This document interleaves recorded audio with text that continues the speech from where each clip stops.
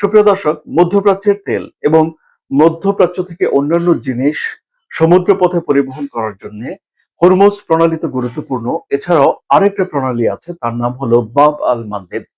বাব আল মানদেব প্রণালীটাও এই ৩৩-৩০ কিলোমিটারের মতো সরু এবং সেটি ইয়েমেনের সীমান্তের কাছে। আপনারা জানেন যে ইয়েমেনের সীমান্তের পরে সৌদি আরবের সীমান্ত রয়েছে। সৌদি আরব সেখানে একটা পাইপলাইন নিয়েছে বটে, কিন্তু পাইপলাইন থেকে সেই তেল বের করে তো এই নৌপথেই এটি জাহাজে তুলে বিশ্বের বিভিন্ন দেশে পৌঁছাতে হবে। এবং ইয়েমেনে একটা হুতি গোষ্ঠী রয়েছে যাদের সঙ্গে ইরানের সম্পর্ক খুব ভালো। বলা হয়ে থাকে যে হুতিদেরকে ট্রেনিং দেওয়া, অস্ত্র সরবরাহ করা, এসব করে এই প্রক্সি গ্রুপ তৈরি করেছে ইরান।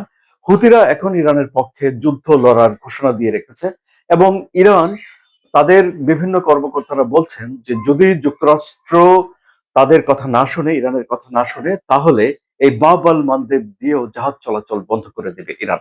বাব আল মানদেব গেছে ওদিকে সুয়েজ খাল পর্যন্ত, এবং এটি যদি বন্ধ হয়ে যায় তাহলে জাহাজকে অনেক ঘুরে চলাচল করতে হবে। ফলে বিমার টাকা বাড়বে, জাহাজের ভাড়া বাড়বে, তেলের খরচ বাড়বে এবং এটি বিশ্ব বাণিজ্যকে আরো বেশি কস্টলি করে দেবে, অর্থাৎ দামি করে দেবে।